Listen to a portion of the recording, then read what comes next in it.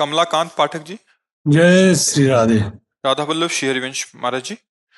महाराज जी, मैं ये जानना चाहता हूँ कि पाप क्या है। क्या अपने जो कर्तव्य कानून के विरुद्ध आचरण होता है उसमें ही तो दंड मिलता है।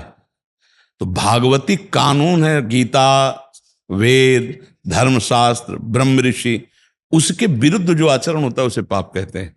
शास्त्र के विरुद्ध पाप आचरण और शास्त्र के अनुकूल पुण्य आचरण। जैसे हमारी बहन है, स्त्री है, पत्नी है, वो भी स्त्री है, माँ है, वो भी स्त्री है, पुत्री है, वो भी स्त्री। चारों स्त्री स्वरूप हैं, लेकिन चारों के साथ हमारा व्यवहार बिल्कुल अलग अलग होगा, नहीं होगा। अगर वो चारों के साथ व्यवहार एक जैसा करता तो पापाचारी है। चारों में भगवान बराबर है, चारों का स्त्री स्वरूप है, पर चारों का व्यवहार अलग अलग होगा, नहीं होगा। बेटी का व्यवहार एक अलग है, बहन का व्यवहार अलग है, माँ से व्यवहार अलग है, और पत्नी से एक अलग व्यवहार है। व्यवहार अलग अलग हुआ तो व्यवहार में जो शास्त्र विरुद्ध आचरण किए जाए, अरे बोले कितना पापी आदमी अपनी बिटिया की तरफ भी गंदी दृष्टि से देखता है। कहा जाता है ना पापी। धर्म विरुद्ध आचरण करना उसे पाप कहते हैं, और उसको दंड मिलता है भागवतिक। उसकी बुद्धि, उसका मन उसको जलाता है, और फिर उसको नरक आदि की यंत्रणा प्राप्त होती है, और इस लोक में बड़े भयानक भयानक उसको दंड मिलते हैं। एक्सीडेंट हो गया, चकनाचूर हो गई टांग, या गाड़ी में बैठकर जल गए, शीशा नहीं खुला, ये सब दंड ही तो मिल रहे हैं, पाप कर्म के दंड हैं। जन्म हुआ ऐसे वैसे, या भयानक कैंसर, भयानक रोग, ये पाप ही तो है ना, पाप कर्म का फल भोगना पड़ रहा है। समझ पा रहे हैं आप? धर्म विरुद्ध आचरण को पाप कहते हैं। जैसे अपनी पत्नी है, उसके प्रति काम भाव करो, पाप नहीं है, लेकिन दूसरे के प्रति काम भाव, वो आपका पाप हो जाएगा। किसी भी माता बहन की तरफ, किसी की भी तरफ करो, वो पाप हो जाएगा। तो आजकल पापे की वृद्धि ज्यादा हो रही है। अभी बॉयफ्रेंड गर्लफ्रेंड वाला जमाना, अब इसमें पाप ही नहीं समझा जा सकता। एक बार सनातन धर्म में जिसको हमने वर्ण कर लिया, आजीवन निर्वाह किया, हमारा भारत देश ऐसा, हमारा कोई विदेश वाली थोड़ी परिपाटी यहाँ की है। यहाँ तो तस्मात् शास्त्रम प्रमाणन्ते कार्याकार्य व्यवस्थित हो। क्यों भाई, समझ पा रहे हो आप जी? अच्छा महाराज जी, एक थोड़ा जिज्ञासा है जी। अगर हमारे कर्तव्य करते हुए, जैसे हम कहीं कर्तव्य कर रहे हैं, कोई नौकरी कर रहे हैं, उसमें अगर कुछ काम करते हैं जिससे कोई मतलब अगले व्यक्ति को दुख होता है, वैसे मेरा काम है, हम वहाँ पे काम करते हैं, तो वो फिर कैसे उससे मतलब अब हमको समझना होगा। जैसे हम लोग कहीं भी काम कर रहे हैं, एयरपोर्ट पे कहीं किसी यात्री के साथ, वो मेरा कर्तव्य है, लेकिन उसको तो लगता है ये गलत है। नहीं तो हमें, अगर वो गलत है और हमें उसकी पिटाई करनी पड़े, उसकी सामान छीननी पड़े, वो सामान हमें सरकार को जमा करनी पड़े, उसे जेल भिजवाना पड़े, तो ये हमारी पूजा होगी? वो रोए या चिल्लाए और श्राप दे या गाली दे, उसको तो दंड मिल रहा है या नहीं? बिल्कुल नहीं आएगा, पूजा की श्रेणी में आएगा। और हम कह रहे हैं हिंसा करना पाप है ना, लेकिन हमारे आर्मी के जवान सामने से आतंक आ रहा है और वो 10 20 50 को शूट कर देते हैं, तो पूजा हुई, अपराध नहीं, वो पाप नहीं है। क्योंकि वो अधर्माचरण करके लाखों को दुख पहुंचाने आ रहे थे, और उनकी ड्यूटी है कि देश की रक्षा के लिए उनको तुरंत शूट, उनसे पूछा थोड़ी जाएगा क्या आतंकवादी हो या साधारण आदमी, इतने तो गला काट देंगे। वो शंका होते ही उड़ा दो, क्योंकि सीमा के विपरीत आ रहे हो आप। हमारी सीमा में बिना सूचना के, बिना उसके विपरीत, तो हमारे अधिकार के अनुसार तुम्हें दंड दें। अब मान लो आप एयरपोर्ट में हो, अब कोई नाना प्रकार की सामग्री इधर उधर कर रहा है अधर्माद, अब आप सामग्री भी छीनेंगे, उसके ऊपर सजा भी लगाएंगे, आप उसको कानूनी दंड देंगे, तो ये आपकी पूजा हुई। राष्ट्र सेवा और ये भगवत सेवा दोनों मानी जाएगी, क्योंकि अधर्माचरण को रोकना, अधर्म प्रवृत्तियों का शासन, अब उसको तो बुरा लगेगा ही ना, तो उसका बुरा लगना, उसके कर्म का दंड उसको मिलेगा, उसमें आपको कोई पाप नहीं लगेगा। उससे मेरा जो मन व्यथित होता है ना, मतलब वो आप सही ज्ञान न रखने के कारण होता है। मन तो व्यथित अर्जुन का भी हो रहा था कि इनको कैसे मारे, हमारे दादा हैं, ताऊ हैं, भैया हैं, चाचा हैं, तो भगवान ने यही कहा मार इनको, काट, क्योंकि अधर्माचरण में सबको काट के फेंकवा दिया।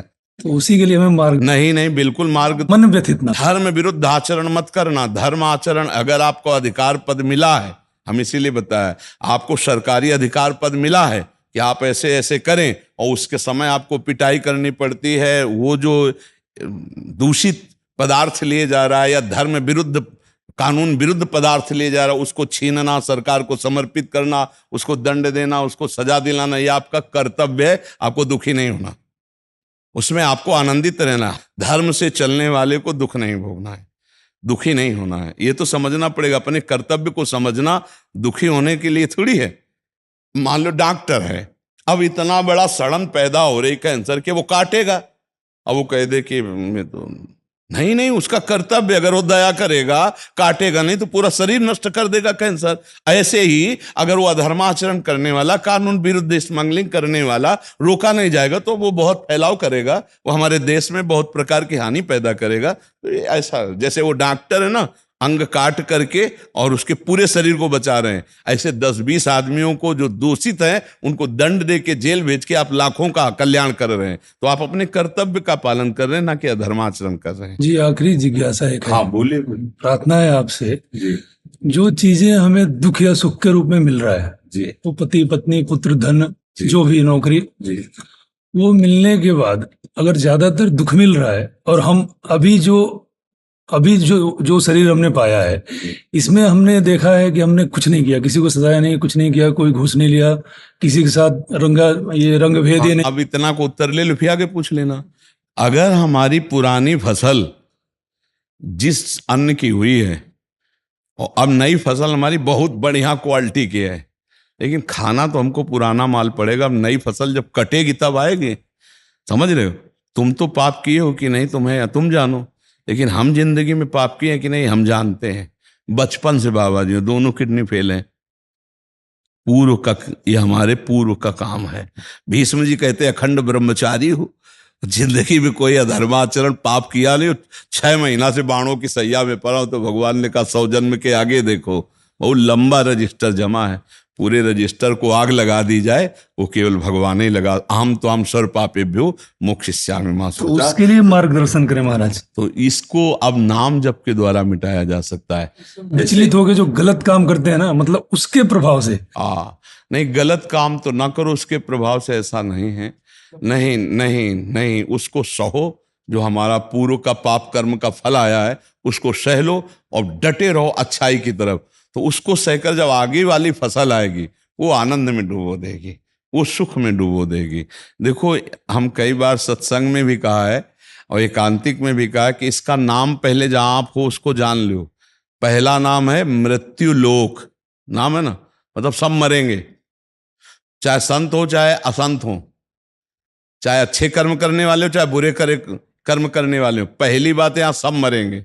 और दुखालयम अशाश्वतम, गीता जी में लिखा है। संसार को क्या कहा गया है? दुखालयम। तो जैसे मिठाई की दुकान में मिष्ठान मिलेगा, औषधालय में औषधि मिलेगी, ऐसे इसका नाम दुखालय, इसमें दुख ही भोगना पड़ेगा। चाहे जितनी उन्नति हो चाहे जो कुछ हो, दुख भोगना पड़ेगा। सुख कैसे लें?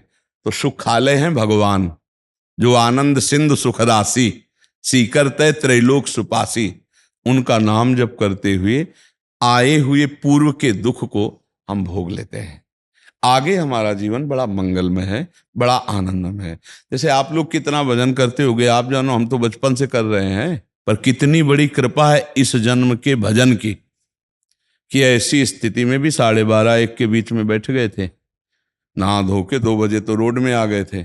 50-60 हजार लोग रोड में होते हैं, सबसे राधे श्याम करते हुए, और तब से अखंड चल रहा है बोलना, सत्संग एकांतिक वन विहार सब अखंड चल रहा है। भला किडनी फेलियर की इतनी सामर्थ्य होती है? ये है हमारे भगवान की कृपा, ये है हमारे सतमार्ग में चलने की नवीन खेती का फल। लाखों लोग आनंदित हो रहे हैं, लाखों का कल्याण हो रहा है, लाखों भगवत मार्ग में चल रहे हैं। और ये हमारा पूर्व पाप का, वो हमें गिराना चाहता है पर भगवान हमें उठाए हुए हैं, भगवान बचाए हुए हैं। इसीलिए दुख भोग लो और नाम जप करते हुए अगली फसल तैयार करो अच्छी। जैसे देखते हो कि कोई अच्छा कर्म करता है और दुख भोग रहा है, और एक बुरा कर्म कर रहा है और सुख भोग रहा है, तो इस समय वो बुरा कर्म करके अपनी खेती बुरी बो रहा है, लेकिन पूर्व में उसकी अच्छाई रही है तो इसलिए वो सुख भोग रहा है। अब ये जो नई खेती का फल आएगा तब उसको पता चलेगा। कोई धर्मात्मा पुरुष धर्म कर रहा है, ये इसकी नई खेती है, लेकिन पूर्व में उसने पाप किए हैं, तो उस समय जो उसको दंड मिल रहा है, मतलब कदम कदम पे परेशानियां आ रही और बहुत धर्मात्मा है, तो इसके पूर्व का पाप है।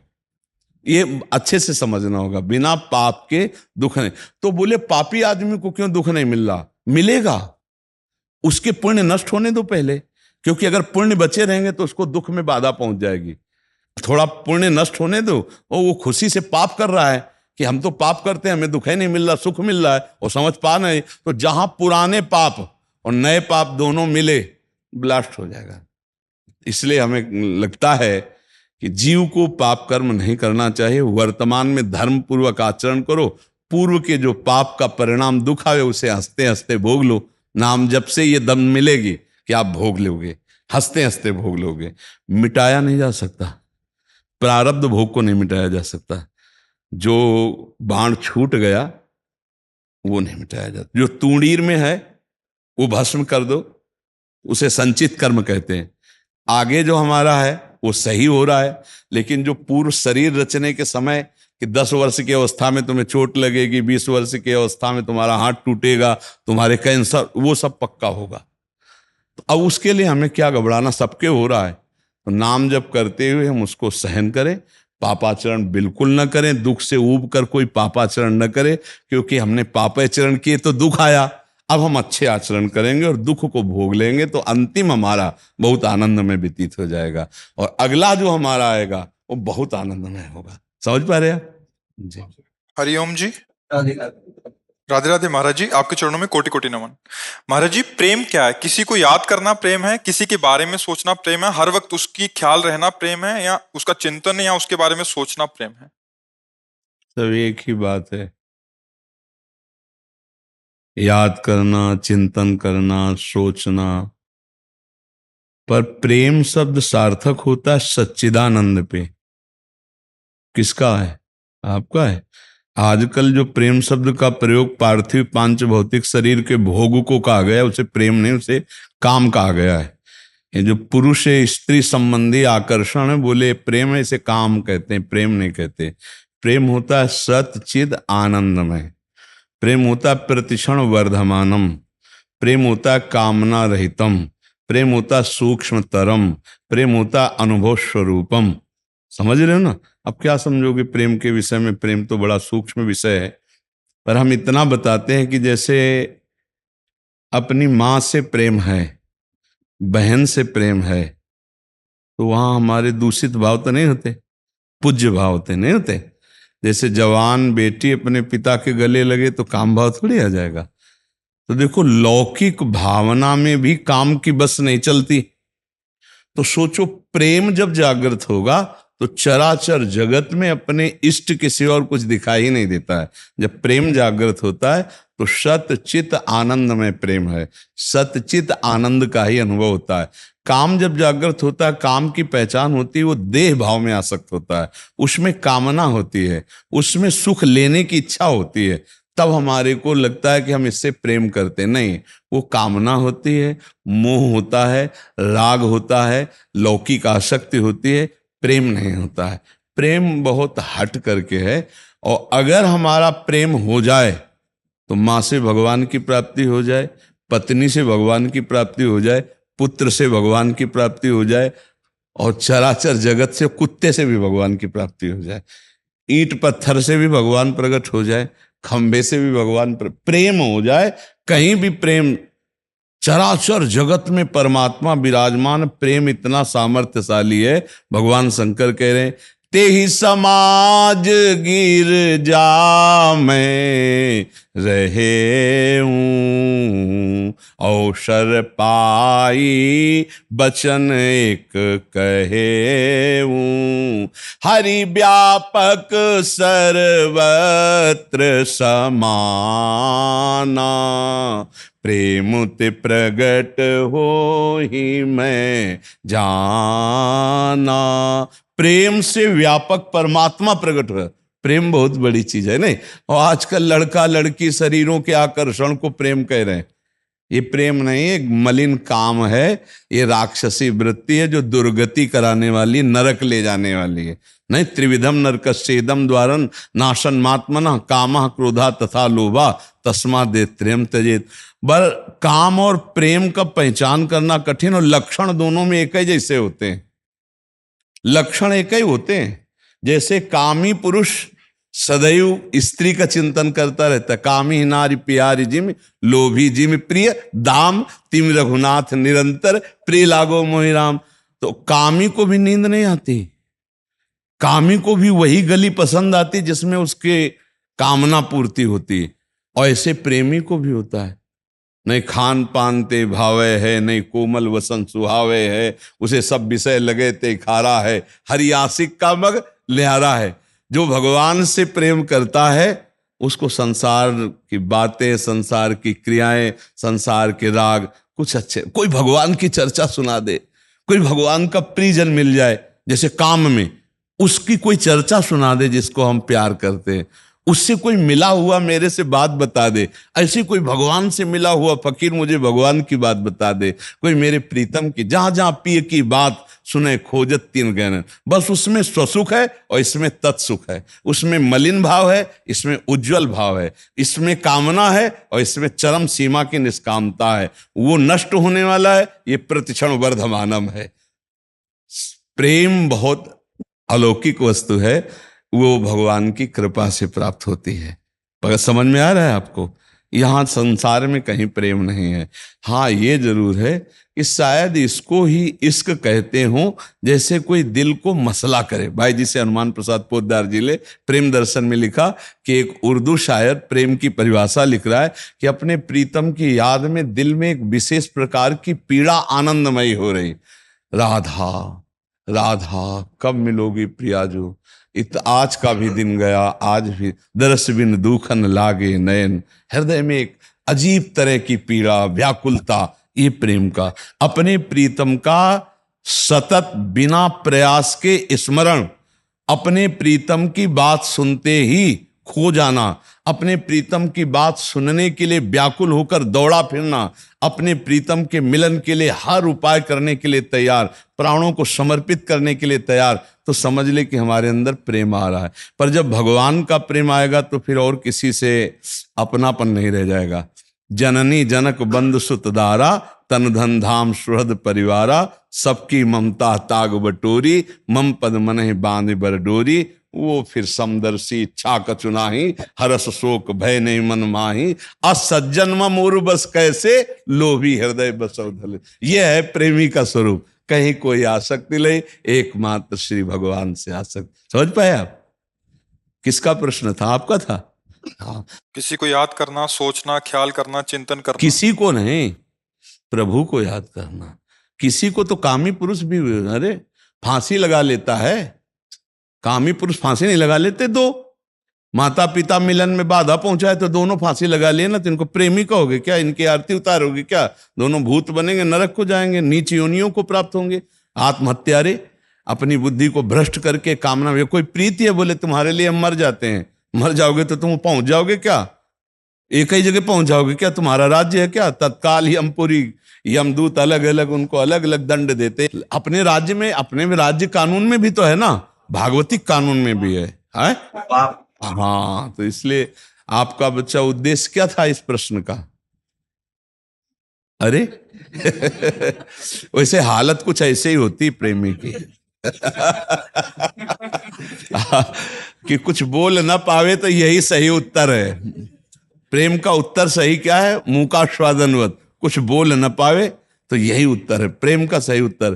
पर ये कहीं काम में परिवर्तित ना हो जाए, इतना संभालते रहो, भगवान का नाम जप करो, भगवान की स्मृति में रहो। हम सब भगवान के अंश हैं, तो हमारा जन्म सिद्ध अधिकार है भगवान की प्राप्ति करना। जैसे पिता की प्रॉपर्टी का अधिकारी पुत्र स्वाभाविक होता है, ऐसे भगवत प्राप्ति का अधिकार हमारा जन्म सिद्ध है, क्योंकि हम भगवान के अंश हैं। ठीक है, आप आगे बढ़ो। साध्वी साधु वाणी देवी दासी जी, राधे राधे महाराज जी। प्रातः स्मरणीय गुरुदेव, आपके चरणों में कोटि कोटि प्रणाम। महाराज जी, यद्यपि गत काफी समय से अक्सर आप मेरे स्वप्न में आकर मेरी भक्ति में आकांक्षाओं और जिज्ञासाओं का मुझे निवारण उपाय बता जाते हैं और संतुष्ट भी कर जाते हैं, तथापि मेरी हार्दिक अभिलाषा है कि मैं अपने स्वप्न को साकार साक्षात रूप में अवलोकन करना चाहती हूँ। कदाचित मेरी राधा रानी का वरद हस्त व आपके आशीर्वाद से आज मुझे वो सौभाग्य प्राप्त हुआ है। महाराज जी, ये आपका आभार प्रकट करना चाहते थे। तो हमारा इसमें कोई आभार नहीं, हमारी स्वामिनी है प्रियाजू, तो हमारे इस रूप को, देह को निमित्त बनाकर वही मंगल करती रहती हैं। हमें तो पता भी नहीं है कि प्रियाजू किस किस को बुला रहे, किस किस को क्या उपदेश कर रहे, कैसे चला रहे। वो मेरी स्वामिनी का सारा खेल चल रहा है। ढांचा प्रेमानंद नाम से संबोधित है और इसके अंदर जो कार्य हो रहा है वो ऑफिस दूसरे की लग चुकी है। ऑफिस दूसरे के, मकान दूसरे का दिखाई दे रहा है, काम कुछ और हो रहा है जो हमको भी पता नहीं है। यंत्रवत सब कुछ हो रहा है। आपके ऊपर मेरी लाडली जी की कृपा है, वो इस रूप का आश्रय लेकर ऐसी लीला कर रहे हैं। हम कहीं नहीं हैं, इतने भी सब जो कुछ हो रहा है इसमें हम कहीं नहीं हैं। हमारी प्रियाजू का सारा खेल है। हमारे बस की तो बात नहीं है अपने शरीर को संभालना, अपने दिमाग को संभालना, फिर लाखों करोड़ों के दिमाग को संभालना, सबका परिवर्तन करना। ये मेरी श्री जी का, मेरे इष्ट का प्रभाव है। वो आपको बहुत प्यार करते हैं, आप उनके निज सखी हैं, तो वो स्वप्न में ऐसा अनुभूति करा रहे हैं। और आप सच्ची मानिएगा कि स्वप्न में प्रगट में महापुरुषों का सानिध्य जैसे भी मिले, स्वप्न में या प्रगट में, अमोघस्य। अगर भगवत प्राप्ति ना होनी हो तो यह सौभाग्य प्राप्त नहीं होता। इसका मतलब श्री जी मिलना चाहती हैं। जब श्री जी मिलना चाहती है तो अपनी सखियों का संयोग प्रदान कर देती हैं, रसिकों का संयोग प्रदान कर देती है। ये उनका प्रताप होता है कि वो स्वप्न में या जागृत में ऐसी लीलाएं करती रहती हैं। उन्हीं का आभार है, उन्हीं की जय हो, उन्हीं की धन्य है। हम सब यंत्र हैं और वो यंत्री हैं, वही चला रहे हैं। बस हमारी अपनी तरफ से श्री जी की कृपा का जो अनुभव की प्रेरणा है कि नाम न छूटे। बस जागृत स्वप्न सुषुप्त स्फुरत में राधा पदाब्ज छटा, वैकुंठे नरकेथवा मम गतिर नान्यास्तु राधाम बिना। जागृत में, स्वप्न में, सुषुप्त में एकमात्र प्रियाजू जिस पर श्री कृष्ण बहुत प्रसन्न होते हैं, उसे प्रिया चरणों की प्रीति प्रदान करते हैं। और प्रिया चरणों की प्रीति जिसे प्राप्त हो गई, श्री कृष्ण उसके अधीन हो जाते हैं। ये रहस्य, ये तो आपको पता है। आपके ऊपर श्री कृष्ण की असीम कृपा हुई कि प्रियाजू के चरणों, अब प्रियाजू के चरणों की प्रियता का तात्पर्य है लालजू अधीन होकर संग यस्यास्ते बत्किंकरीश बहुसस चाटूनी वृंदाटवी कंदर्पा कुरते तवैव किमपि प्रेप्सु प्रसादोत्सवम। श्री जी के चरणों में प्रीति होती है, लालजू उसके चरणों में प्रणाम करने लगते हैं कि मेरी प्यारी जू को सुख पहुंचाने वाली ये किंकिरी है, ये मंजरी है, दासी है। तो यस्यास्ते बत्किंकरीश बहुसस चाटून वृंदाटवी कंदर्पः कुरते तवैव किमपि प्रेप्सु प्रसादोत्सवम। प्रिया प्रसाद के लिए प्रिया दासियों की चाटुकारिता, उनकी चरण वंदना लालजू करते हैं। तो हमारी प्रियाजू का कृपा प्रसाद है। बस नाम न छूटे, नाम पकड़े रहो। नाम जपते हुए हमारे अंदर जितने भी विकार हैं सब खत्म हो जाएंगे। सबसे बड़ा विकार अविद्या है, अविद्या, देहाभिमान, देह भाव, इसका नाश होकर के ही भाव देह में प्रवेश होता है। तो श्री जी की बहुत कृपा है जो स्वप्न में और जागृत में संतों का स्मरण करावे, सानिध्य प्रदान करावे। बिना संत, हम एक दो बार सत्संग में बोले कि जब किसी को भगवत प्राप्ति होनी होती है तो पहले भगवत प्राप्त संतों का दर्शन कराया जाता है। प्रगट में या स्वप्न में ऐसे मिलाया जाता है, बड़े बड़े सिद्ध संतों का मिलन होता है, तब जाके भगवत साक्षात्कार होता है। बिना संतों की कृपा की वो दृष्टि ही नहीं मिलती जिससे प्रियालाल को देखा जाता है। प्रियालाल को इन चर्म चक्षुओं से नहीं देखा जाता। जो हृदय के नेत्र हैं, मानस नेत्र, वो संत कृपा से खुलते हैं, गुरु कृपा से खुलते हैं, रसिकों की कृपा से खुलते हैं। चक्षुरुन्मीलितम मेन जी। मैं इस्कॉन से दीक्षित हूँ, तो वो टाइम से मैं राधा राधा राधा इनको याद कर रही थी। तो लास्ट गुरु पूर्णिमा बॉम्बे स्वप्न में आए। मेरी इच्छा थी, मैं आपसे आपने कहा था कि राधा नाम गुरु से लेकर रखना चाहिए, तो उसमें शक्ति प्रभावशाली होता है। तो मैं नहीं आपके पास आ पहुंची। लास्ट गुरु पूर्णिमा मेरे स्वप्न में आप आए, आप मेरे घर में आए थे। मैंने आपको कहा महाराज जी मुझे दीक्षा दीजिए। उन्होंने स्वप्न में मुझे कहा मुझसे क्या मांगती हो, लो राधा रानी से लो दीक्षा। तो आप स्वयं ही राधा रानी बन गए महाराज जी। तब से मैंने आपको, आओ श्री जी लीला करती रहती, उन्हीं का खेल है, उन्हीं का खेल है, वही उन्हीं का खेल है। मतलब मैं परसों आई थी आपके यहाँ पे दर्शन करने के लिए। परसों रात में मैंने आपको स्वप्न में दर्शन कर लिया। सुबह फिर मैं इनसे लेने आई आपकी इजाजत के आपके दर्शन मुझे हो जाए। बड़ी कृपा है। इसे छुपाओ और अंदर ही अंदर इसका स्वाद लो। ये जो कृपा होती है ना, इसको छुपा ले। फिर आगे अगर हम इसको थोड़ा भी चूक कर देंगे तो आगे आना बंद हो जाता है। इसलिए इसे छुपा ले, कभी किसी से कहे ना, यहाँ तो कह दिया कोई बात नहीं, कभी किसी से कहना नहीं, तो ये क्रमशः बढ़ता जाएगा। फिर क्या होता है, फिर लीलाएं शुरू हो जाती प्रियालाल की, वो खेलने लगते हैं साथ। वो उन्हीं की कृपा से होता है। वो चुपचाप चलते रहिए, अपने को छुपाते रहिए।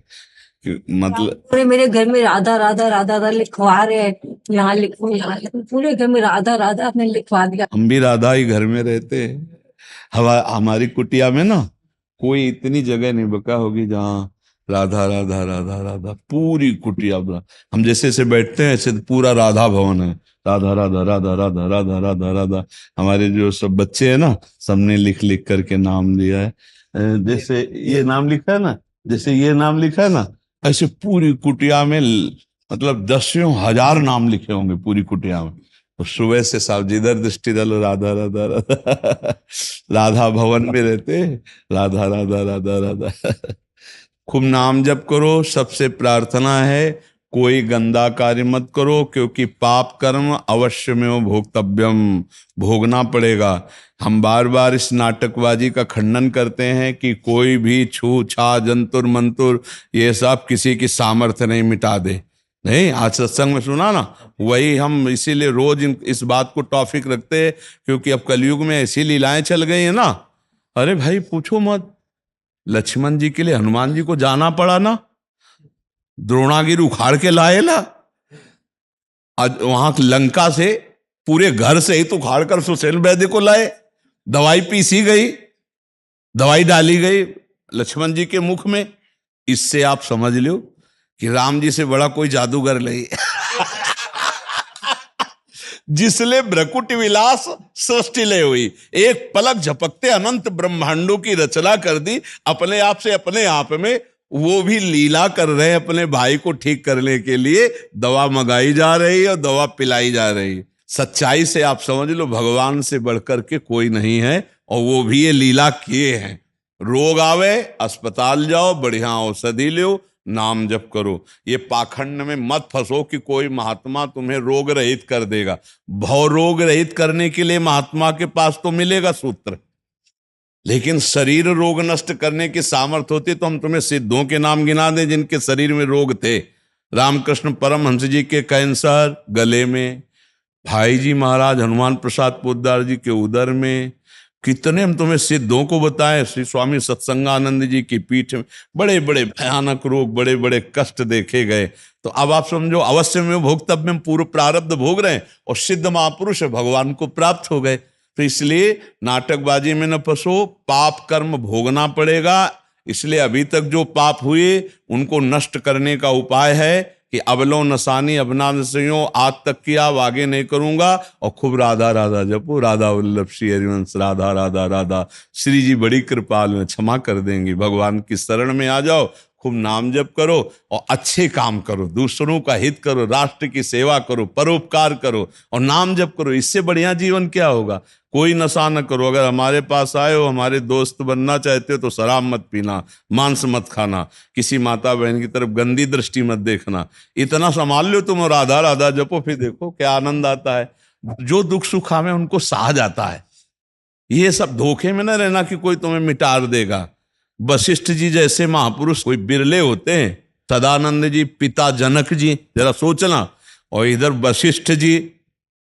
लेकिन 14 वर्ष का वनवास जहां राज तिलक होले जा रहा था, दशरथ जी का मरण, कौशल्या जी का सुहाग उजड़ना, सिया जी का हरण, कोई रोक पाए। बड़े बड़े ब्रह्म ऋषि थे, भगवान स्वरूप हैं। वशिष्ठ को भगवान कहा गया, भगवान वशिष्ठ।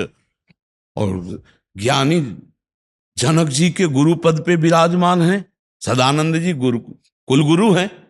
तो हम आप लोगों को समझाना चाहते कि आज के नौटंकी नाटक में मत फंसो। एक उपाय है जो आपको सब दुखों से मिटा देगा, नाम। नाम संकीर्तनम यस्य सर्व पाप प्रणाशनम। और दुख देने वाले पाप होते, पाप नष्ट हो गए, परम सुखी हो जाओगे। परम सुखी का मतलब है शरीर से सुखी लगे, आत्मानंद में। शरीर तो नष्ट ही होगा आज, नहीं तो कल नष्ट हो जाएगा, चाहे भजनानंदी का हो चाहे पापी का हो। दोनों के शरीर नष्ट होंगे, समझना। पापी नए शरीर धारण करके कष्ट भोगेगा और शरीर छोड़कर भगवान को प्राप्त हो जाएगा। भजन का परिणाम कभी नष्ट नहीं होता, ध्यान रखना, अविनाशी मिलता है। इसलिए सबसे प्रार्थना है, अच्छे कर्म करो, अच्छा स्वभाव बनाओ, जिससे बात करो, जिससे मिलो तो उसको लगे मैं किसी से मिला हूं। बोले यार क्या आदमी, क्या मृदु भाषण, क्या उसका स्वभाव, तो आप सत्संगी हो, आप संत समागम की हो, आपकी कुछ विशेषता होनी चाहिए अन्य लोगों से।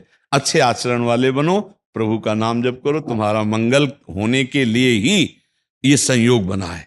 जब द्रवै दीन दयालु राघो तो साधु संगति पाइए, अब मोहि भाव भरोस हनुमंता और बिनु हरि कृपा मिले ने। तो ये केवल भगवान की कृपा का फल है। तो अब आपका जीवन चमकना चाहिए, दिव्यता आनी चाहिए आपके जीवन में। नाम जप करो, अच्छे बनो, सबके चरणों में यही प्रार्थना है। आपके इन्हीं वचनों को सुन के आज समाज के कहते राधा राधा नाम जप रहे हैं। उनको पता है कि छू मंत्र से कुछ नहीं होना है, तो इसीलिए वो रात 2:30-3 बजे जो आपके दर्शन के लिए खड़े होते हैं, वो आपकी बस कृपा से ही है महाराज जी।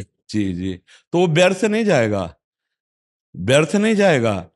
संत मिलन को चालिए तज माया अभिमान, और जेव जेव पग आगे पड़े कोटिन यज्ञ समान। हम किसी को नहीं कहते कि तुम्हारा काम बन जाएगा, लेकिन पक्की बात है, तेरे दरबार की आली निराली शान ये देखी, सखावत खुद तेरी गलियों में चक्कर काटते देखा, फैलाया हाथ जिसने तेरे दरबार में आकर, तुझे देते नहीं देखा मगर झोली भरी देखी। हाँ, ये ऐसे नहीं 40,000 50,000 लाख लोग खड़े होते, किसी को नहीं वादा करते, लेकिन कोई भी खाली नहीं जाएगा। हमारी महारानी जो महान दाता है, माल उदार है। हाँ, पक्का कल्याण, पक्का मंगल, पक्का मनोकामनाओं की पूर्ति। चिंतामणि प्रणताम ब्रज नागरी नाम। हम तालाब से नहीं जुड़े हैं कि 10-20 बाल्टी पानी ऐसे लोगे तो सूख जाएगा। हम समुद्र से जुड़े हैं सब। इसलिए श्री राधा। डॉक्टर शैलेश जी सिंगापुर से। जय श्री हरिवंश महाराज। जय श्री राधे महाराज जी। राधा वल्लभ श्री हरिवंश, आपके चरणों में कोटि कोटि प्रणाम। परम कृपालु परमात्मा की कोटिश वंदन और धन्यवाद, जिनकी अहेतु की कृपा से गुरु तत्व के रूप में आपका इस जीवन में परिचय हुआ और भगवत प्राप्ति की उत्कंठा और प्रबल होने लगी। परिस्थिति जनक अनुकूलता और प्रतिकूलता में आपका मार्गदर्शन नित्य ही प्राप्त होता रहता है, जिससे दोनों ही परिस्थितियों में एक समान रहने की शक्ति मिलती है। महाराज जी, यूं तो प्रकृति में उपस्थित और प्रकृति के पार सभी योनियां परमात्मा द्वारा जनित हैं, परंतु विवेक बल की विशेष प्राप्ति द्वारा मानव योनि अन्य सभी योनियों में उत्कृष्ट कही जाती है। और मानव योनि की क्या देव, पशु या अन्य योनियों से ऊपर रखकर प्रभु की कृपा का विशेष पात्र माना जा सकता है महाराज जी? हाँ, है ही। हाँ, कबहू का करि करुणा नर देही, देत ईस बिनु हेतु सनेही। संस्कृति मांझ बरियाई के पायो, मानुष दे वृथा कत डारत। संस्कृति चक्र 84 लाख का उसे रोक दिया और कृपा करके मनुष्य देह, मनुष्य देह में इतनी दुर्लभता है, आप चाहो देवता बन सकते हो, आप चाहो भूत बन सकते हो, आप नाली के कीड़ा बन सकते हो, आप दुर्गति में जा सकते हो, और आप चाहो तो नारायण बन सकते हो। नारायण का चिंतन करते हो तदाकार तो नारायण स्वरूप हो जाओगे। ये आत्म स्वरूप का एक ऐसा प्रभाव है कि आप जैसा चिंतन करोगे वैसे आप हो जाओगे। इसका प्रभाव है आत्म स्वरूप का ऐसा कि जैसा चिंतन करोगे वैसा हो जाओगे। तो जैसा बनना है वैसा चिंतन करो। देखो, आदमी के आचरण के अनुसार लोग नहीं कहते पूरा राक्षस है यार, बात करो तो देखो तो व्यवहार देखो पूरा राक्षस है। अब उसका चिंतन राक्षसी प्रवृत्ति का हो गया तो हम उसको यार ये तो देवता आदमी है, अरे ये तो देवता नहीं तो साक्षात भगवान है। हम ऐसा नहीं करने लगते किन्हीं कि अरे वो तो साक्षात भगवान है। क्यों? क्योंकि भगवान का अंश है और वो जैसा चिंतन करता है वैसे ही वो बनता चला जाता है। ये मनुष्य शरीर हमको हमारे कर्म से नहीं मिला। दुर्लभो मानुषो देहो, ये दुर्लभ कहा गया, ये हरि प्रसाद से मिलता है। कबहू का करी करुणा और नरदेही, देत ईस बिन हेत सनेह। यही तनकल फल विषय न भाई, भजिए राम सब काम बिहाई।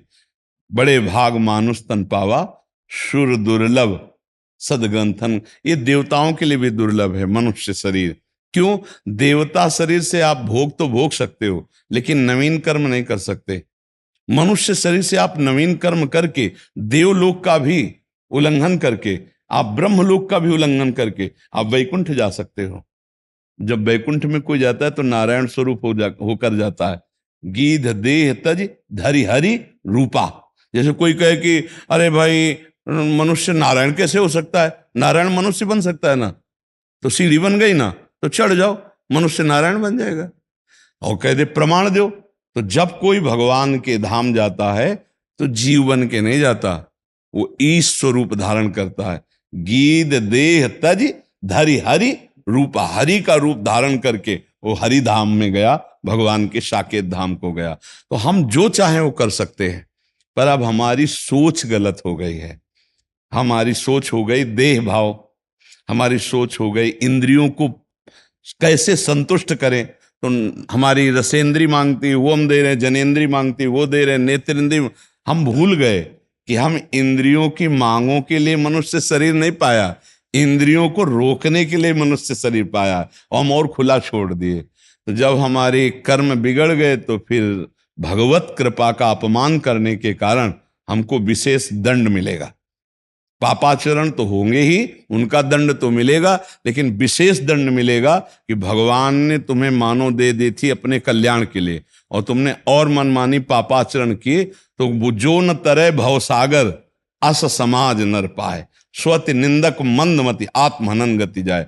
जैसे कि भगवान हमें पता नहीं था तो ये नहीं कह सकते आप, क्योंकि भगवान ने माया रचा तो माया मुक्त करने के लिए संत और सदगुरुदेव और शास्त्र रूप में वो बता भी रहे कि मेरा रचा हुआ गेम है, यहां से निकल जाओ, ये निकलो। अब आप उधर ना निकल के मनोरंजन में फंस गए तो फिर आपको दंड मिले, आत्महनन गति जाए। जो आत्महत्यारे को दुर्दशा प्राप्त होती है, वो मानव देह प्राप्त करके जो भजन न करके पापाचरण में इंद्रियों के भोग विलास में समय नष्ट कर दिया, उनकी दुर्गति होती है। इसलिए साधन धाम मोक्ष कर द्वारा, ये केवल भगवत प्राप्ति के लिए मिला है। अब आप भगवत प्राप्ति कैसे कर सकते हो, इसके लिए भगवान ने दो मार्ग बनाए कि भाई हम परिवार के तो प्रवृत्ति मार्ग, बोले हमें किसी की जरूरत नहीं, रात दिन भजन करेंगे तो निवृत्ति मार्ग।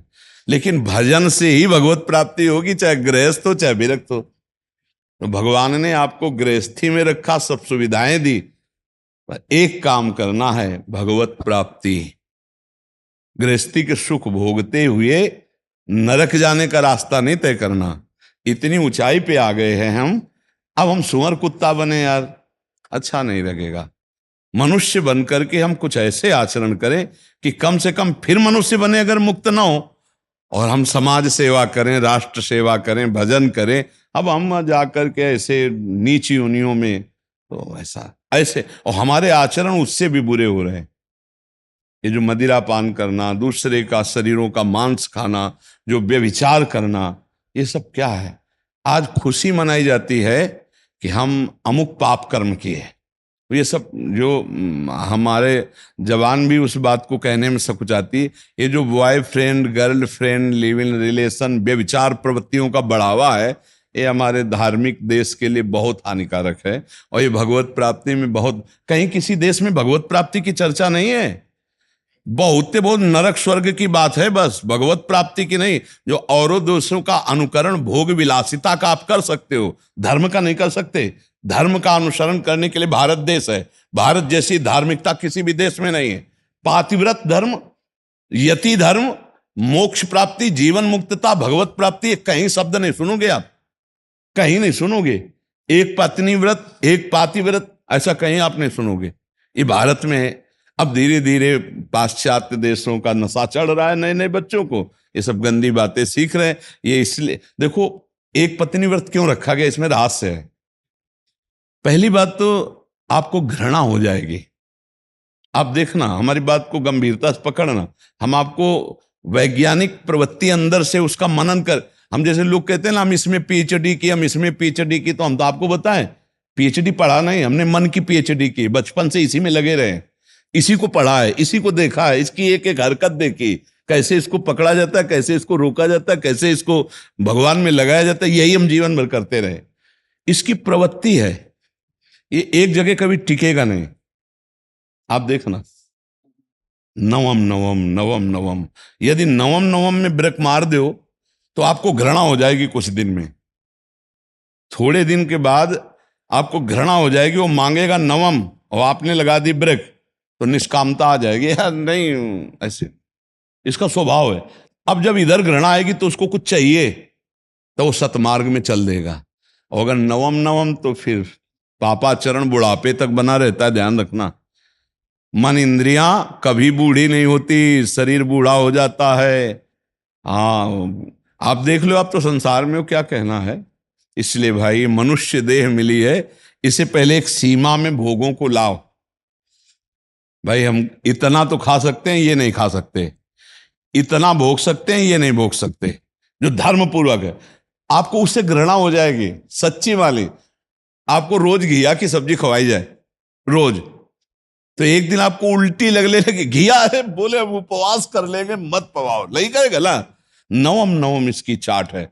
तो ये जो व्यभिचार प्रवृत्ति है ना, ये सबसे ज्यादा नरक ले जाने वाली। अगर पूरे विश्व में देखो, आप लोग बैठे हो, सबसे ज्यादा आकर्षण काम का है। अंदर से देख लो, आप भूखे रह सकते हो, पानी भी नहीं पी सकते, अगर काम आकर्षण हो ना, तो यार छोड़ो कल पालेंगे, आज पहले काम, पानी भी बाद में पिएंगे, पहले काम। देखा गया कि सबसे ज्यादा मन का आकर्षण काम में है, फिर सबसे ज्यादा आकर्षण काम में प्रतिकूलता आ जाने पर क्रोध में है, या काम की पूर्ति हो जाने पर लोभ में है। ये क्रम है इनका। काम क्रोध लोभ बिल्कुल काम से ही उत्पन्न होते हैं। अगर हम इन पर शासन कर लें तो हम जीवन मुक्तता की तरफ चल सकते हैं। पर इन पर शासन तभी हो सकता है या तो विरक्त भाव में जैसे चल रहे हैं तो पूरा का पूरा ब्रेक मार दें, और या फिर जैसे आप गृहस्थ आश्रम में चल रहे हो तो धर्म पूर्वक एक पत्नी एक पतिव्रत, मर चाहे जाऊं, कभी किसी भी अवसर पर हम दूसरे का स्पर्श नहीं करेंगे। तो धर्म पूर्वक काम का सेवन भगवान ने अपना स्वरूप बताया, आप आगे निकल जाओगे। हम बेईमानी का धन घर में नहीं लाएंगे, हम मांस नहीं खाएंगे, शराब नहीं पिएंगे, व्यभिचार नहीं करेंगे, तो काफी समस्याओं का समाधान तो अपने आप हो गया। अब जो अंदर की समस्या नाम जप से अविद्या नष्ट हो जाएगी, आप भगवत प्राप्त हो जाओगे। इसलिए हम कहते हैं भगवत प्राप्ति कोई कठिन नहीं, पर संसार को छोड़ना कठिन है। और जब आप ये नियम ले लेंगे ना, हम आपको खुली बात कह रहे, तो कुछ समय बाद आपको ऐसा संयोग मिलेगा फ्री। अब अगर चूक गए तो गए, अगर वो नियम धारण किया, नहीं चाहे मर चाहे जाऊं, गलत नहीं करूंगा, वो आगे बढ़ जाएगा। गृहस्थी में रहते हुए आप संत हो जाओगे, गृहस्थी में रहते हुए आपको दिव्यानुभूतियां होने लगेंगी। जैसे आपके शब्दों से पता चलता है कि आप आध्यात्मिक मार्ग में प्रवेश पा रहे हैं, क्योंकि शब्द बताते हैं कि आपकी स्थिति कहाँ है। तो हमें लगता है कि गृहस्थी में रहकर दिव्य स्थितियों की प्राप्ति के लिए कोई कठिनता नहीं है। मेहनत का, धर्म का, धन और शुद्ध भोजन और शुद्ध आचरण और राधा राधा राधा भगवत, जो एक संत को भगवत प्राप्ति होगी वही आपको भगवत प्राप्ति होगी। पर है कठिन भाई। क्यों कठिन है? क्योंकि फिसलन बहुत है। ऐसे दोस्त, ऐसे मित्र, ऐसा भोग सामग्री की बाहुल्यता, ऐसा एकांत में वो भोग प्रियता, ये लगेगा यार क्षमा मांग लेंगे भगवान से, थोड़ा दान पुण्य कर लेंगे। अगर फिसला तो वहां दान पुण्य का मतलब नहीं, आदत बिगड़ रही है ना, अब संभालना मुश्किल है।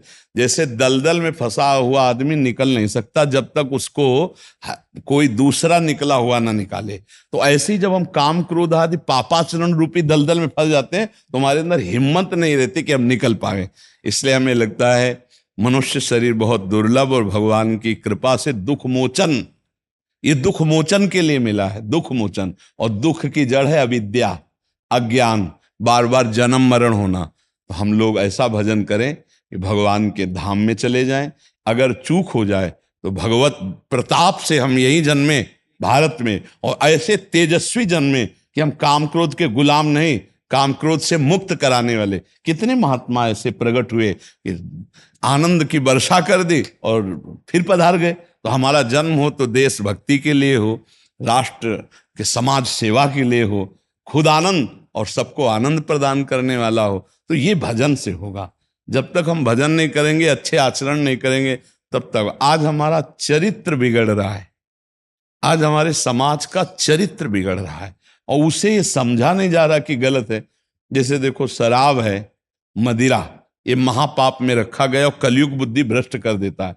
आज जिसके घर में, जिसकी पार्टी में, जिसके निमंत्रण में ये चीजें ना हो तो उसको मतलब महत्व ही नहीं दिया जाता कि पार्टी हुई, नहीं, अलग समझा जाता हाँ, अलग समझा जाता है। तो मतलब आजकल तो भगवान बुद्धि बचावे, अगर आप बढ़िया उनके पैर धो के और पाटा में बैठा के और दाल रोटी सब्जी पूड़ी और खीर पुआ, कोई मानेगा कि हमें हमारा स्वागत हुआ है? ये तो आज का जो सोच है, जो बुद्धि है, वो भ्रष्ट होती चली जा रही है। तो हमें लगता है आपका बहुत धन्यवाद कि आप मानव देह की सार्थकता के विषय में प्रश्न कर रहे हैं। मानव देह की सार्थकता के लिए बस इतना बात मान लो, जो धर्मयुक्त आचरण है उनको करो, जो आहार तुम्हारे लिए निश्चित है उस आहार को पाओ। सात्विक आहार मनुष्य देह के लिए नहीं, ये राक्षसों के लिए है। आप राक्षस नहीं हो। अगर राक्षस वो चीज खाते हैं तो उनको पाप नहीं लगता। जैसे हम मूली पाते हैं, गाजर पाते हैं, हम और फल सब्जियां पाते हैं, हमारे लिए पाप नहीं, जीव उसमें भी है, वैसे ही जीव है, पक्का समझना।